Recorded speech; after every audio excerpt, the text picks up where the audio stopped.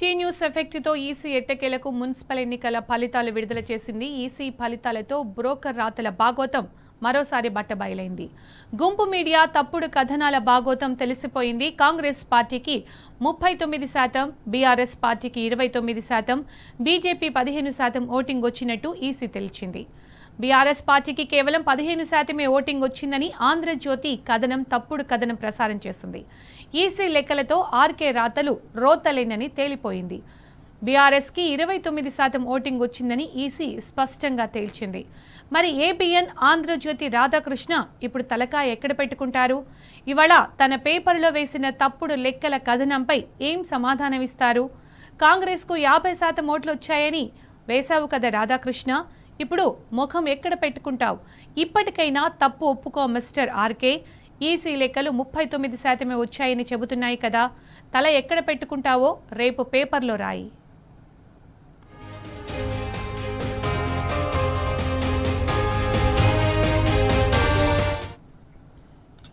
Tea news వరుస కథనాలతో ఎట్టకేలకు రాష్ట్ర ఎన్నికల సంఘం యంత్రాంగం కదిలింది.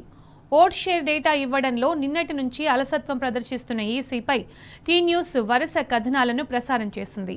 దీంతో రాష్ట్ర ఎన్నికల సంఘం ఓట్ షేర్ డేటా ప్రకటించింది. కాంగ్రెస్ పార్టీకి 15,05,006 ఓట్లు పోలయ్యాయి, అంటే 39.80% ఓట్లన్నమాట. బీఆర్ఎస్ పార్టీకి 10,87,347 ఓట్లు పోలయ్యాయి, 28.75% ఓట్లన్నమాట. ఇక బీజేపీకి 15.67%తో 5,92,823 ఓట్లు పోలయ్యాయి. ఇవన్నీ పట్టించుకోకుండా తానే ఓట్ల శాతాన్ని, పోలైన ఓట్లను అధికారికంగా ప్రకటిస్తామన్నట్టుగా ఏబిఎన్ రోత రాతలు రాశాడు. కానీ ఎట్టకేలకు టీ న్యూస్ ఎఫెక్ట్తో దిగొచ్చిన ఈసీ ప్రకటన బూతు కృష్ణ చెంపలు వాయించింది. ఇవాళ ఆంధ్రజ్యోతిలో రాసిన రాతలన్నీ రోత రాతలేనని తేటతెల్లం చేసింది.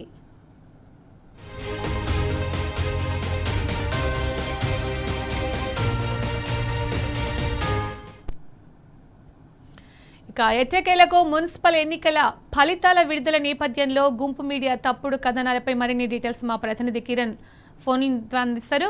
కిరణ్, గుంపు మీడియా తప్పుడు కథనాలకు సంబంధించి మీ దగ్గరున్న అప్డేట్స్ ఏంటి? టీ న్యూస్ కథనాలతో ఈసీ రియాక్ట్ అయింది కదా. సునీత, ఏదైతే మున్సిపల్ ఎన్నికలతో పాటు కార్పొరేషన్ ఓట్లలో ఎన్ని ఓట్లు పోలయ్యాయి అనే దానిపైన రాష్ట్ర ఎన్నికల సంఘం నిన్న సాయంత్రం నుంచి కూడా పూర్తిగా ఇవ్వటంలో, ఆ డేటా ఇవ్వటంలో అలసత్వం ప్రదర్శించింది.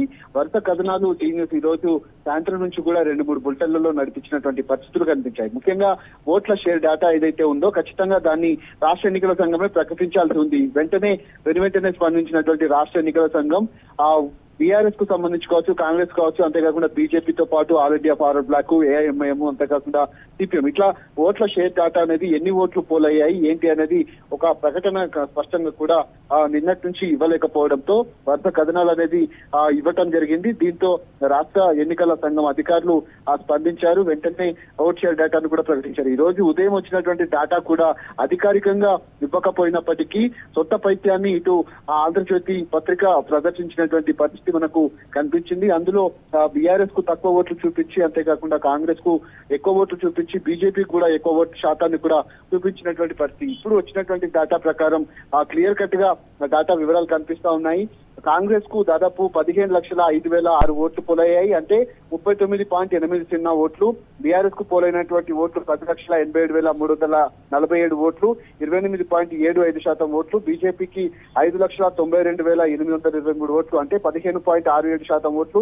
ఇండిపెండెంట్ కు 3,14,096 ఓట్లు, 8.30% ఓట్లు. ఇట్లా ప్రకటించినటువంటి ఎన్నికల వివరాల్లో కూడా అన్ని కలిపి వివరాలు కూడా ప్రకటించింది. మొక్కుబడిగా మాత్రమే అందరూ అడుగుతున్నారు అంటూ కూడా వాళ్ళు సమావేశానం దాటవేత అథారిటీ కూడా ప్రదర్శించినటువంటి పరిస్థితి మనకు కనిపించింది. అయితే మున్సిపల్ ఎన్నికల ఓట్ల శాతం కావచ్చు, కార్పొరేషన్లలో ఎన్ని ఓట్లు అయ్యాయి, ఎంత ఓటింగ్ శాతం వచ్చింది అనేది వివరాలు విడివిడిగా ఇవ్వాల్సి ఉన్నా కనీసం ఆ వివరాలు పూర్తి స్థాయిలో వెల్లడించకుండా అన్ని కలిపి ఏదో మొక్కుబడిగా మాత్రమే ఇచ్చినటువంటి దాఖలాలు అయితే మనకు కనిపిస్తున్నాయి. ఓవరాల్ గా వచ్చినటువంటి ఓటింగ్ శాతం కనుక చూసినట్లయితే చాలా వరకు కాంగ్రెస్ పార్టీకి ధీటుగానే బీఆర్ఎస్ పార్టీకి సంబంధించినటువంటి ఓటింగ్ శాతం చాలా వరకు పెరిగింది. అయితే దీన్ని తమ సొంత పైత్యాన్ని చూపించుకునే ప్రయత్నంలో భాగంగా ఆంధ్రజ్యోతి పత్రిక ఇచ్చినటువంటి వివరాలు ఈ రోజు రోజు ఉదయాన్నే ఆ తప్పుడు సమాచారం రాష్ట్ర ప్రజలకు చెప్పేందుకు ఒక పత్రిక ఇలాంటివి చేసింది. అయితే స్టేట్ ఎలక్షన్ కమిషన్ ఇచ్చినటువంటి వివరాలు రేపు ఏ విధంగా స్పందిస్తుంది, అది క్షమాపణ చెప్తుందా లేదా అనేది మాత్రం మనం వేచి చూడాలి.